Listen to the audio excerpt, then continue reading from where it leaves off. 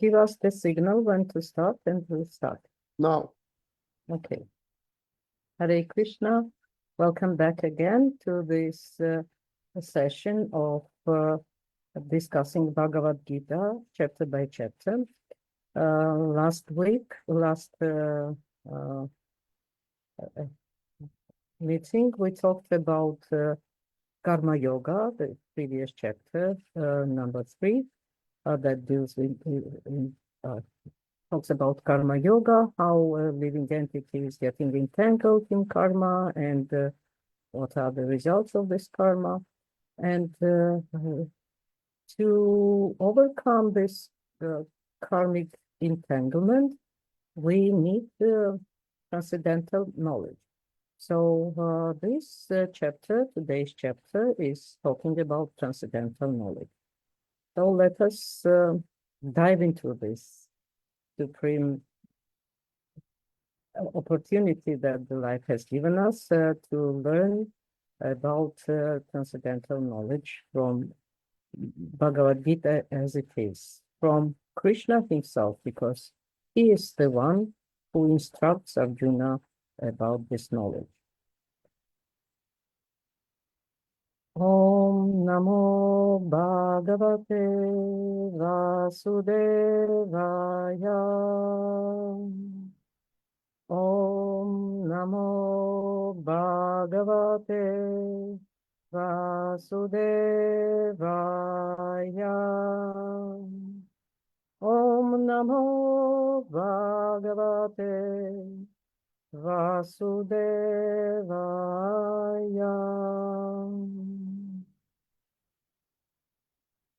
So we all have some, opinion about knowledge and how we get knowledge. There is an empirical way of getting knowledge, which is usually used by the mundane scientists. It's called an empirical way of learning. It depends on the observation, analysis, and also some testing and experiments. However, Bhagavad Gita provides us with superior knowledge, which is transcendental knowledge. And this knowledge can be obtained through different channels, like it can be obtained through pratyaksha. Pratyaksha, this is the knowledge that we get through sensory organs.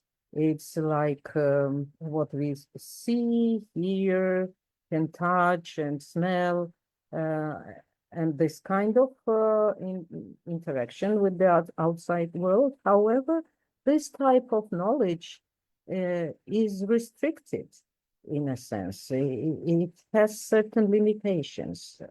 It cannot be used as a transcendental knowledge because through mere observation, we can see that these sensual capacities that we possess are also limited. Some animals have even bigger capacities, like in hearing. Some animals and birds can see in the dark that humans cannot. Some animals can see from a very far distance, and hear sounds that our ears are not adept to catch. So this type of knowledge cannot be considered a perfect knowledge. So there are certain faults in there. There are certain limitations. Another way of getting knowledge is anumana. This is also similar to what methods the contemporary scientists are using. Is based on observation. Then you get certain, hypothesis, and then you test this hypothesis uh, through experiments that might confirm your idea or prove it to be wrong. And this kind of knowledge is obtained through thinking processes naturally. However, this is also limited. It is not a spiritual knowledge. Spiritual knowledge comes in a very different way. Spiritual knowledge is called Shabda Brahmana. It is a transcendental sound. Actually, it comes, you acquire this knowledge through hearing. It's also called Shruti, as you know. And well, just to illustrate here it's also very important to know that the source from which you get this knowledge is bona fide, is trustworthy. Like if you don't know who your father is, you can pose a question to your mother and hear from her who is your father. Then you will have to just accept it as a fact, and because you trust your mother, you will not have doubts in it.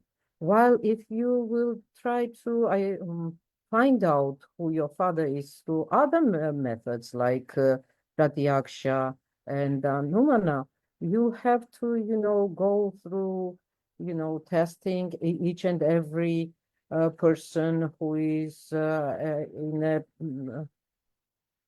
age range that might be appropriate and who has certain features, certain resemblance to you, but you will never arrive at the proper answer because this task is unfulfillable. You will not have sufficient time to examine each and every person who falls into that category. So Krishna starts to instruct Arjuna about transcendental knowledge in this chapter. And he, in the very first verse, tells him that he instructed this imperishable knowledge, science of yoga to sun god Vivasvan, and Vivasvan instructed it to Manu, the father of mankind. And Manu, in turn, instructed it to Ikshvaku. Ikshvaku was the king, a saintly king. And this is how this transcendental knowledge, the science, was received by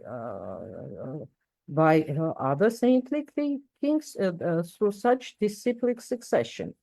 However, then he says, this disciplic succession has been broken, and the science appears to be lost. And that is why, actually, Krishna wants to instruct Arjuna with the same transcendental knowledge. However, he emphasizes that he is instructing Arjuna with this knowledge because Arjuna is his devotee and is his friend, and he has no envy of his position, which is a very important thing that indicates to us that to be able to accept this kind of knowledge, you have to possess certain qualities. We'll talk about that a bit later. Here, Arjuna further poses a question to Krishna, which is kind of a question that we might come up with, because as Krishna said, he instructed with Vivaswan at the beginning of this creation. And Arjuna asks him, Krishna at that time at Kurukshetra was 125 years old. And the question Arjuna poses refers to his age. He says that how could you do that? Since you are here of such a young age, and Vivaswan, the son of God, son of sun god, he uh, you're talking about the beginning of creation, to which he gets the answer from Krishna himself that he and Arjuna have passed through a lot of births and a lot of lives together, but Arjuna do not remember that, though Krishna remembers everything. And he emphasizes that he has transcendental body, talking about himself here, that he has a transcendental body that never deteriorates, and um, though he is like the source of all living energy entities, his internal energy is he can manifest himself by internal energy in every millennium, uh, but through his transcendental form. And when does he manifest himself in his transcendental form? Here, Krishna also clarifies this moment as well.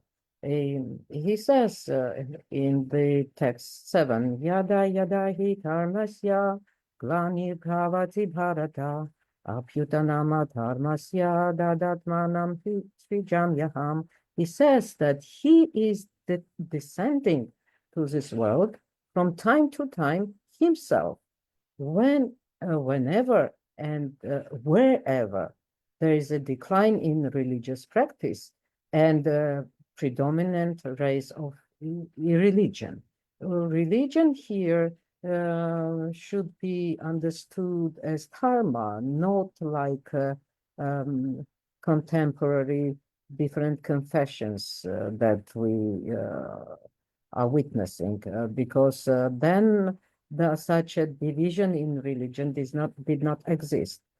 And why he does that? But this is actually what happens in this creation. Religion or karma, people's behavior, in a sense, deteriorate over age. They get entangled in their sinful activities, and thus uh, stop practicing dharma properly, and there is a race of religion, and that's Krishna comes himself, or through his transcendental form, to annihilate these miscreants and reestablish principles of religion. However, his main reason is also to deliver the pious people. And why does that happen? Such degradation. We know that this material world is ruled by certain um, rules, like certain laws, like karma is one of them. And it's very important to understand how this karmic law is operating, because it is linked to our consciousness, actually, how we act, what we do, what we think. Uh, it is very interlinked with our external conditions. If we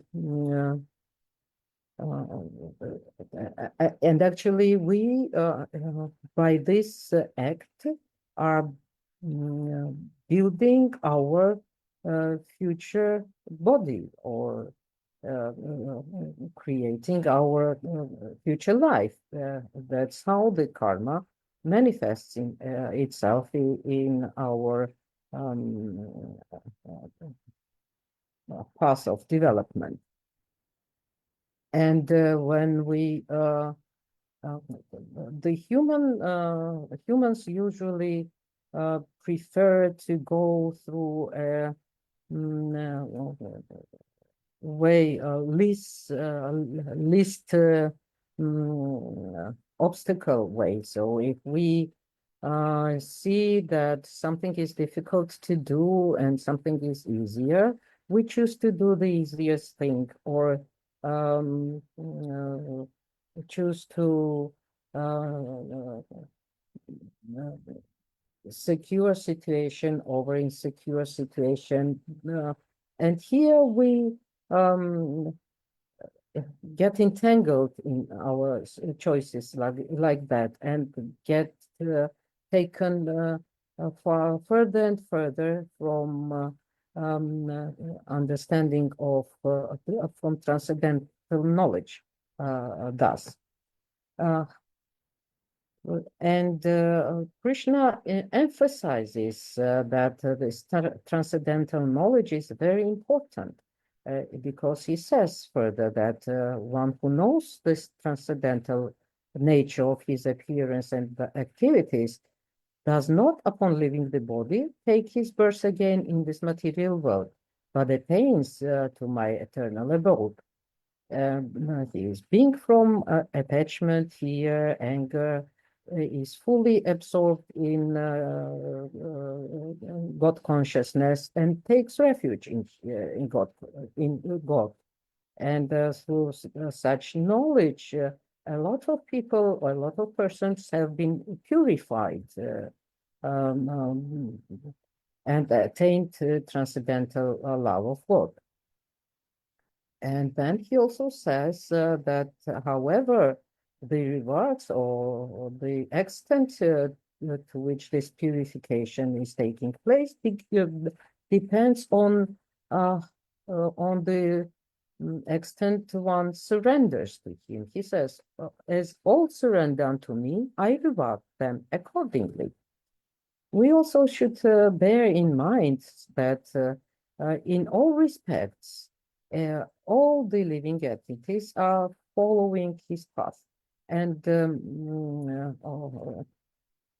here I would also like to draw your attention to the why here to the fact that Krishna, God, appears in this world. Thus, he comes not to live through life as ordinary living entities do, but he comes to this world with a mission to show the pious way of living, to um, and to that's his mission, and he does that without any attachment to the results of his actions, or any intentions to gain something. So it is kind of, he sets the example how we should live this life. We should serve within the capacity that we are giving, but for the benefit of the entire creation, for the benefit of the universe, dedicating everything that we possess, our minds, our actions, our words, to Krishna. And this is also one form of the sacrifice. And thus, he explains that if we manage to achieve that level, then we are actually liberated. And we can understand the transcendental nature of the Supreme God, and with such an understanding, we can perform our duties properly, following these footsteps of saintly people. Um, Yeah, he also emphasizes that it is very important to understand what is called the proper action, and what is forbidden action, and what is inaction. And this understanding can be achieved only through transcendental knowledge. Um, uh, he he also emphasizes that a lot of, well, actually, um, uh, the world is created so that we have to do sacrifices, and only through sacrifices can we achieve the transcendence, and can we feel that mm, we can feel happiness. Otherwise, it is impossible. Um, uh, and he lists quite a lot of processes that lead to this transcendental knowledge that the different yogis are going through by, offering oblations to demigods and so on, by sacrificing their possessions, and um, performing austerities. And we have a lot of examples in history like that. Yeah, like, mm, to recall, there was such a saint, Christian saint, Francis from OCC, I guess, if I remember properly. He was the son of a very wealthy family, but at a certain stage of his life, he lived a very indulgent way of life. But at certain point in his life, his consciousness changed, and he decided to abandon all that, to detach himself from this material abundance, and went to the monastery, and he accepted this way of living. He was dependent on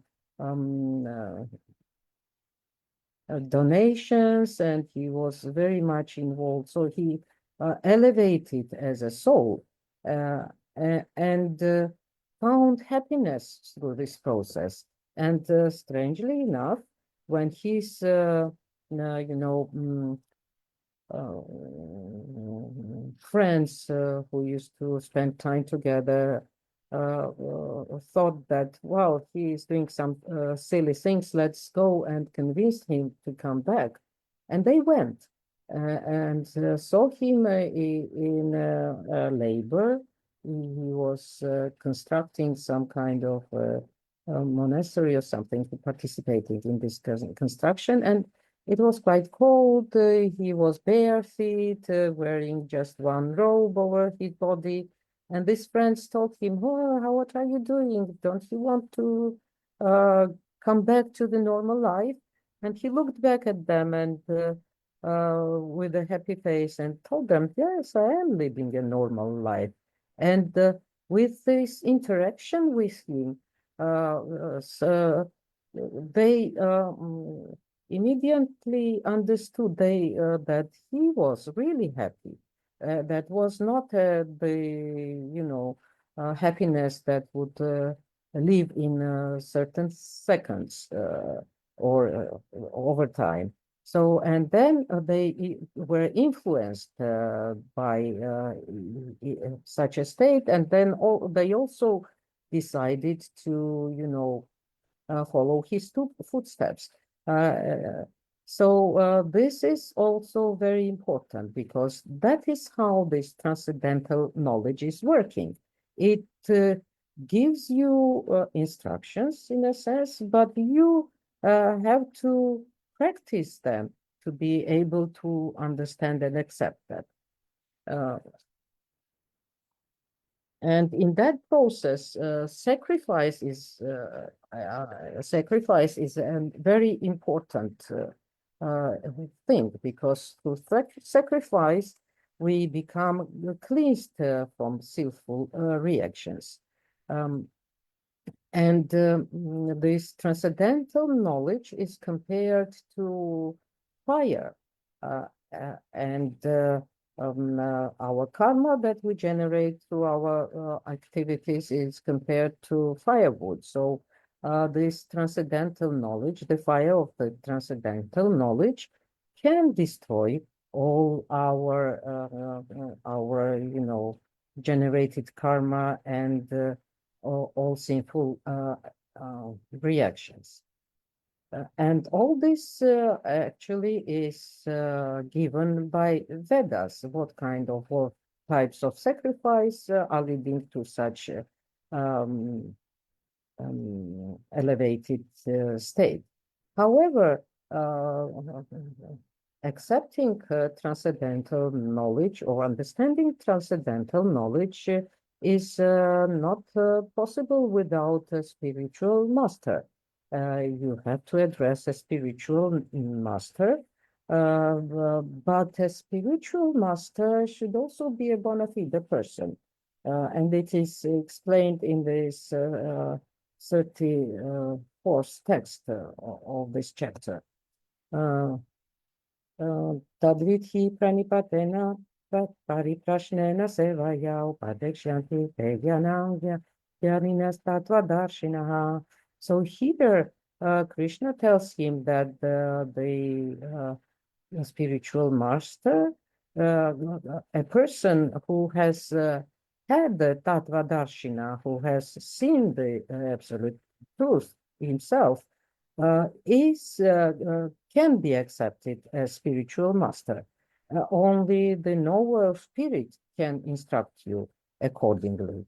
However, you as a disciple have also to have certain qualification, and in this text he speaks about, but this inquiry should be submissive. In a sense, you should possess the quality of humbleness. Yeah, otherwise you won't be able to hear what you are instructed with, and you should also render service.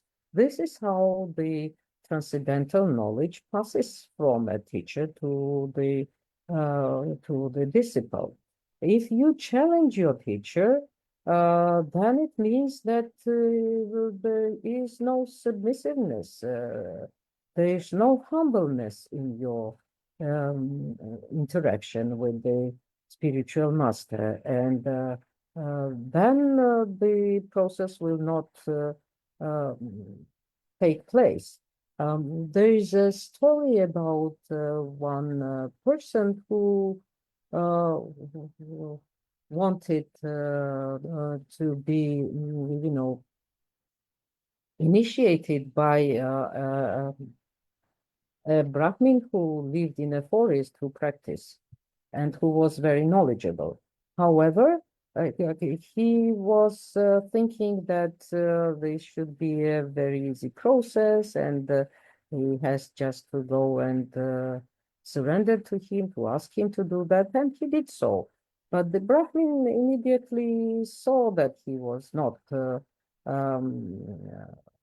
really into acquiring this knowledge. However, he did not show him off. He just told me, okay, live together with me and go through the same penances and service, and we will see. So he started living there, serving him, and over some time, this so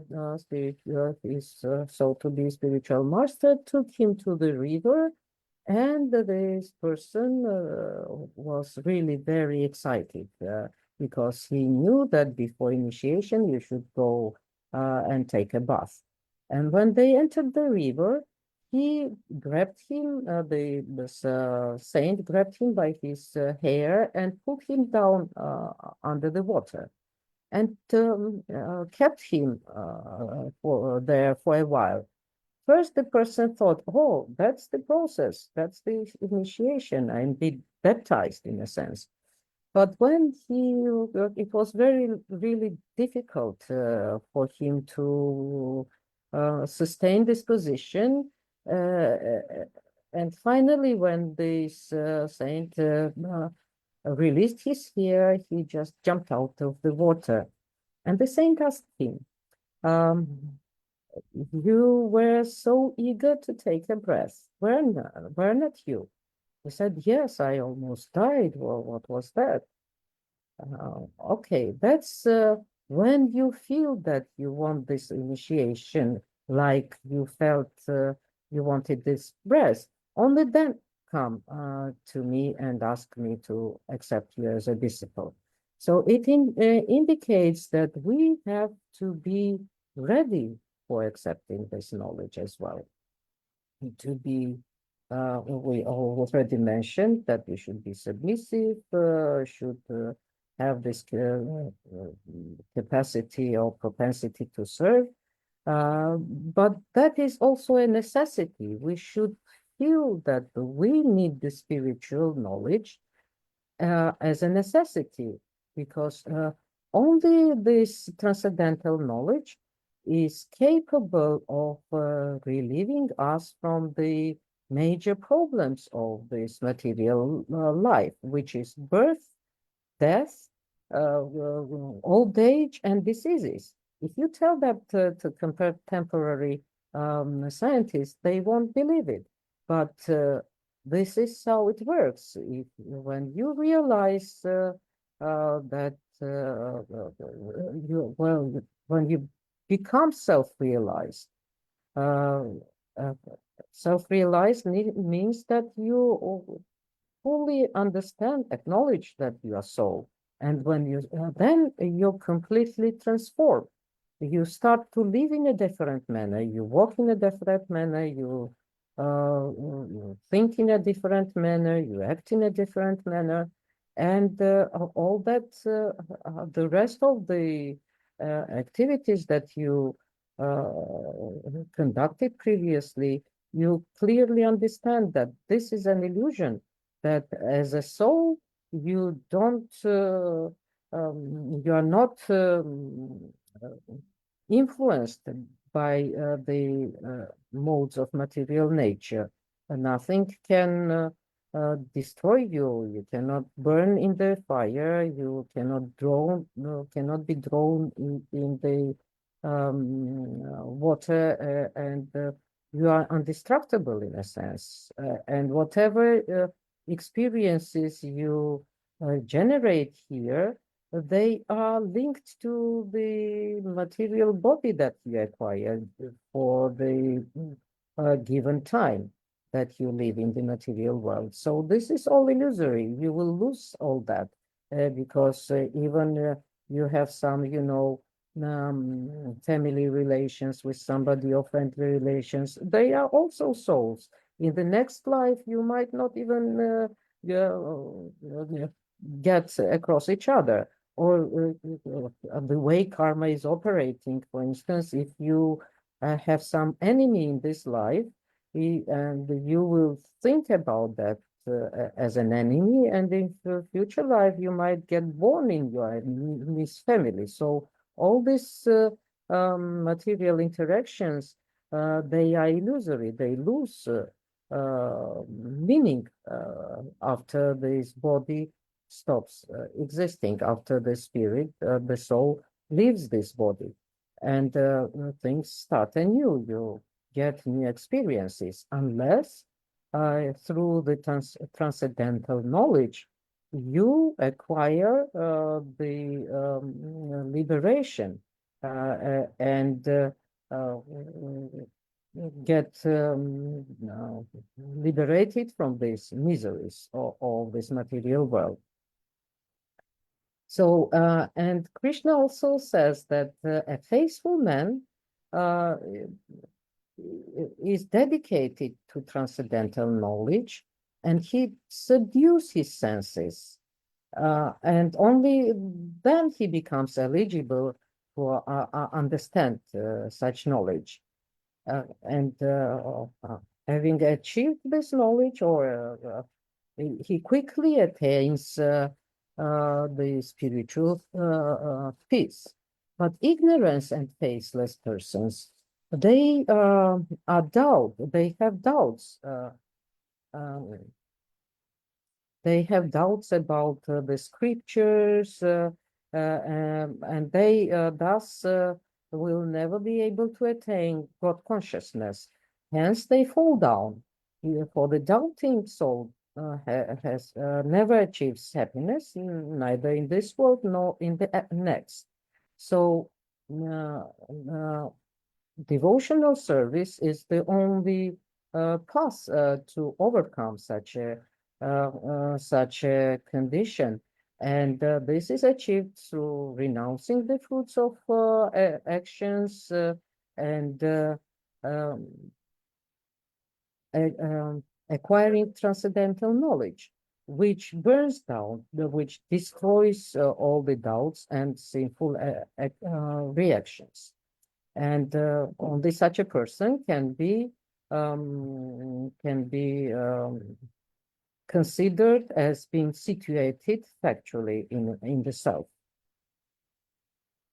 and is not bound by the reactions of his work.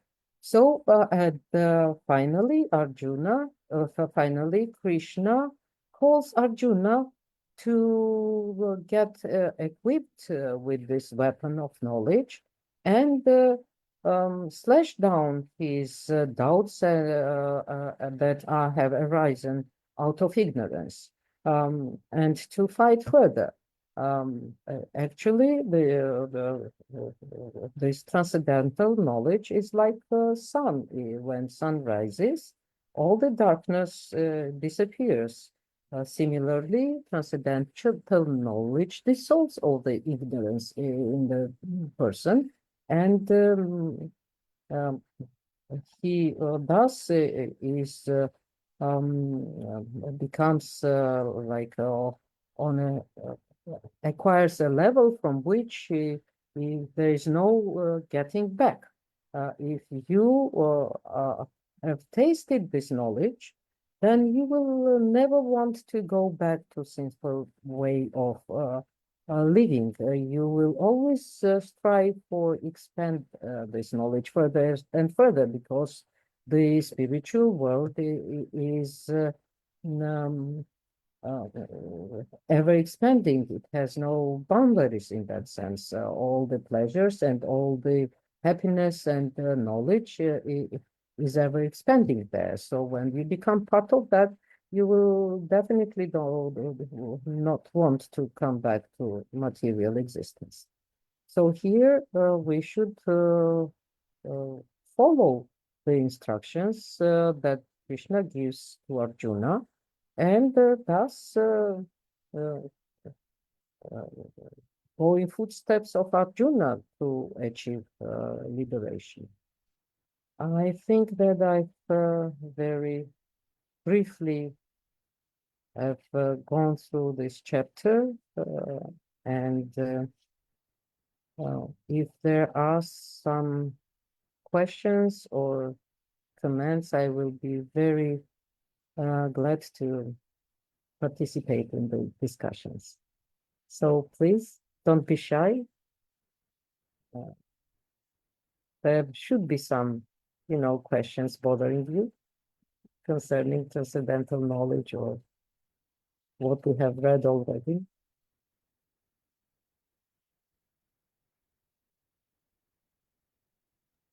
Mataji, can I? Sure, of course. So Mataji, sometimes we struggle with distractions or doubts even while performing devotional services. So how should we approach towards it?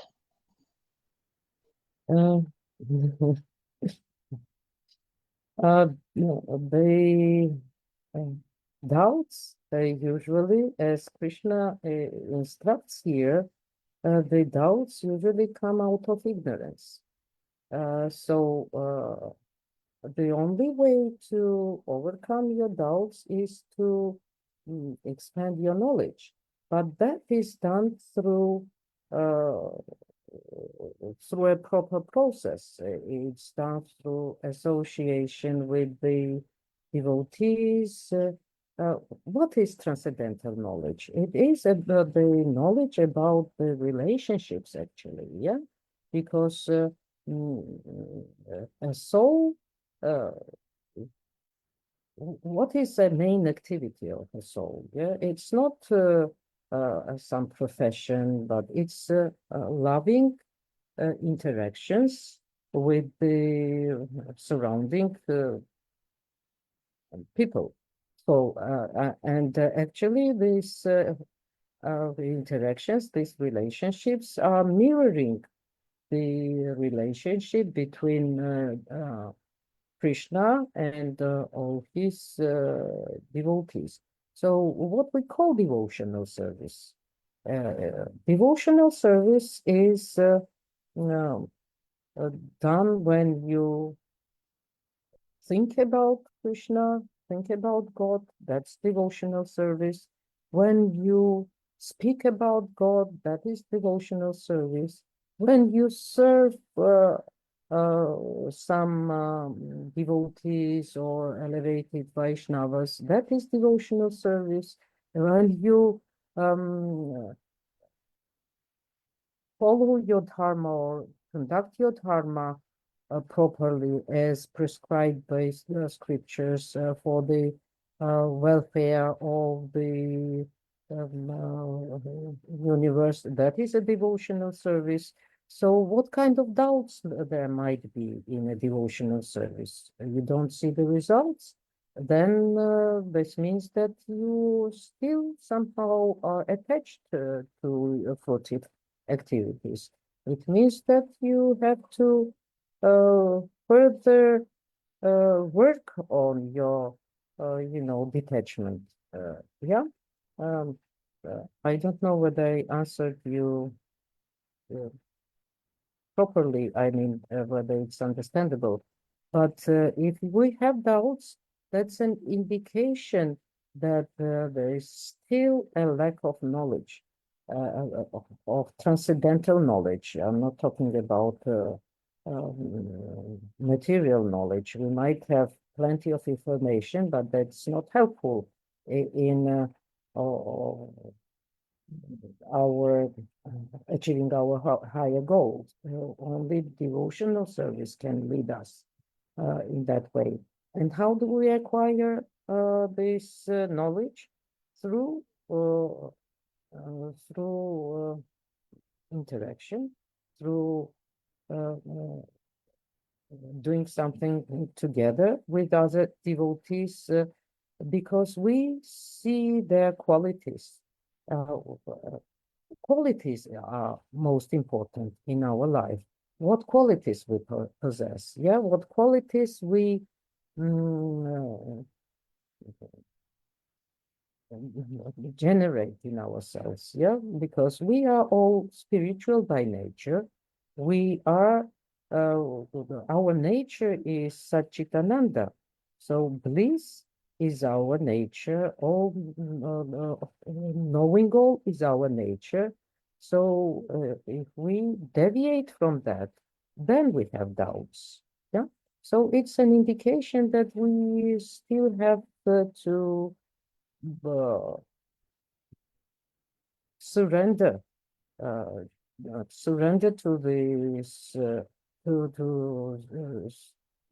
the process. Surrender means that I stop thinking that I am the doer.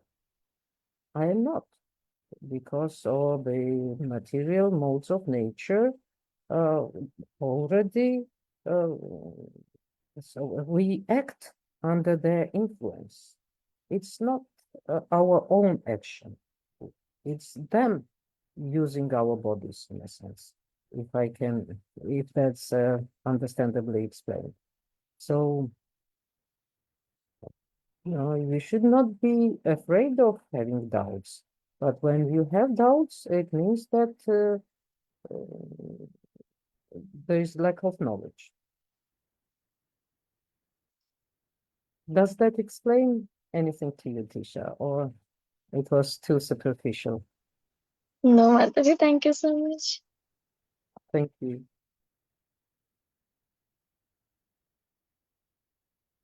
So, any more questions?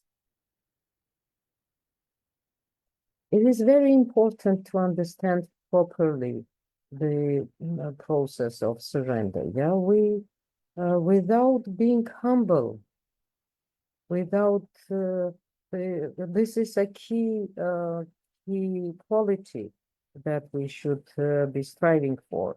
The um, false ego cannot stand humbleness. Yeah.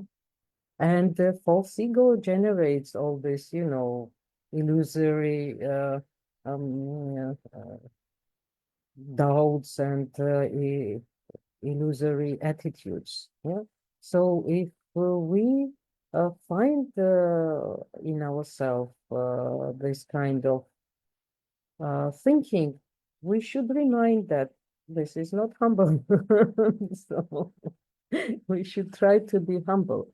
And humble means that we um, recognize and appreciate elders. We have certain, authorities over us. We follow some ethic and we know how to behave in a society. Yeah, and don't we don't think that we are better than somebody else. We are all the same. We have all the same nature.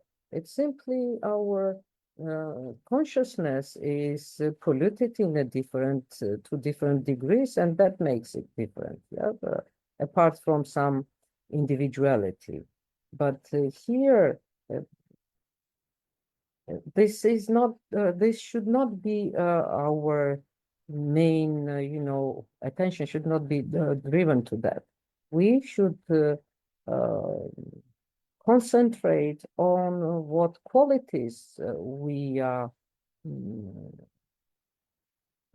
trying to develop in ourselves. And we know, well, if we don't, we can easily find the list of the qualities that we should aspire in the Rupa Goswami's the,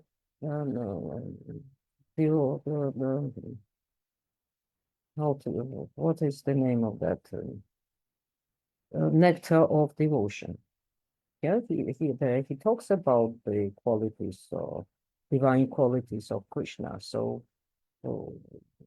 being parts and parcels of Krishna, we have access to all that qualities, but the qualities don't come on their own. They come through association with persons who already possess that qualities. And that's the essence of devotional service. If we serve those persons, and usually spiritual masters are such elevated souls, when we start to serve them and satisfy them, then this bliss and they can, give us this qualities. They can transfer these qualities to us through mercy. Okay, thank you.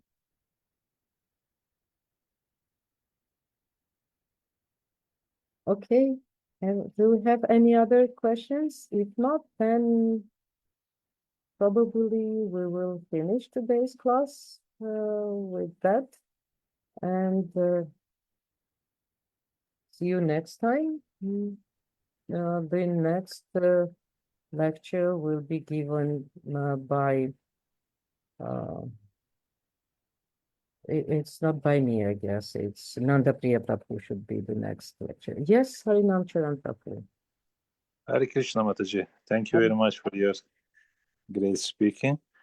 I have a question regarding memorizing the verses or memorizing just philosophy, particular philosophy, which we are before giving the class. So what's your technique to, remembering these things? Maybe I have a bad memory. That's why I'm a little bit curious about this.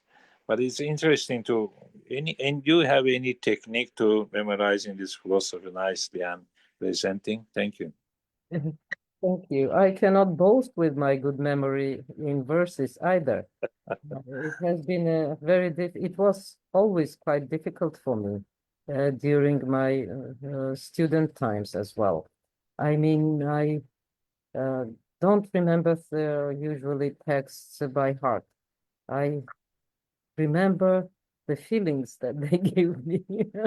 However, I have my only I discovered that continuous listening to them, as knowledge comes through listening. When I listen to the verses often, then somehow they come out in my memory. I don't know. So Okay. listening is I'm feeling nowadays. I am feeling couple of months not much interested to give class. More listening than give class. Even in Azerbaijan, just they send a message, give Chaitanya Charitamrita or Bhagavatam. I'm refusing. Of course, it is said that if someone have a knowledge is sharing, is knowledge is increasing. If not sharing, is losing. So for Brahmins, they say like this: is I'm not level of the Brahmana, but at least trying my best. But somehow I'm feeling is a couple of months. It's not encouraging to teach people. Maybe it's particular level I'm feeling now myself, but it's. I'm feeling something I forgotten to say people something which is according message.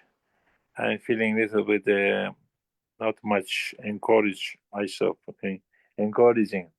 So so you so that's I want to say. Just want to ask. Maybe you have some special. You already explained. Thank you.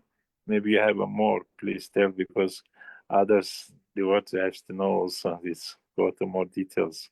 If you I have would something more, please. Yeah. say thank you. Actually, reading Sanskrit is very important. It helps a lot in acquiring the transcendental knowledge. What is transcendental knowledge? It's transcendental vibration, and this vibration is created by the sounds that we pronounce, the words that we pronounce. So this transcendental vibration comes through the verses in Sanskrit. They carry this vibration. Another thing is that we are not that knowledgeable to pronounce that properly. And hence, listening to learned people is very important. Those who are already qualified in proper pronouncement, because you know now probably this story about Kumbhakarna, or what is the Ravana's brother, Kumbhakarna. Yeah. Oh, Kumbhakarna. He yeah. when he was asking for benediction, he pronounced not properly, and this is why he got this benediction of sleeping for 6 months and Uh-huh. Yeah. something Yeah. like that. So it's very important how we pronounce, because Okay. that can completely change the meaning to the word. And that's why the listening is more important in this respect. But Yeah. trying to replicate that is also important because I think I have a we contemplating problem. Pardon? Sorry, I think I have a contemplating problem. I'm listening a lot. I'm trying to read also, but contemplating problem I have. That's why I think some people told me if you're not contemplating, is not difficult to bring subject more at advanced level. I mean, something like this. So, how is your contemplating about? If you read, how is your? It's important because you give nice class, so it's very interesting for me. So you have every your how to say sentence has a meaning. I'm appreciating your you trying your best very nicely. So I'm feeling I need to. So that's, do you have a special contemplating when you hear something, then to thinking about that, or just staying with you as a memory? Thank you. Thank you very much. Although that is not my merit, it's my spiritual master. Mm. Thanks to him, I am capable of speaking on that subject. If I didn't have a spiritual master, I would not be able to say a word about anything, I guess. So the knowledge comes through that, of course, and through these channels, and we have to follow uh, the instructions that are given by Krishna himself in Bhagavad Gita. This is the instruction how to, get rid of this contaminated condition of birth, death, old age, and disease, which is not natural for a soul, spiritual soul. So, and we think that we are these bodies, and that's why it happens to us. Okay, thank you very Thank much. Thank you very much, Mataji. Hare Krishna. Thank Hare- you. Whatever. Very, very Thank you nice. very much. Hare Krishna. Luca, do we have any questions from the Facebook broadcast, or what was it broadcasted? Hare Krishna. Hare Krishna. Also Harinam Charan Prabhu. I'll just check. and Okay. Transcendental knowledge, see. because through No, no. Seems no comment. Okay. Then we can finish our meeting today. Thank you very much for your time, for your interest in this class and in this katha. So see you soon again. Thank you very much. Hare Krishna. Hare Krishna. Hare Thank you. Krishna. Kalindi Hare- Mataji. Thank you. Hare Bol.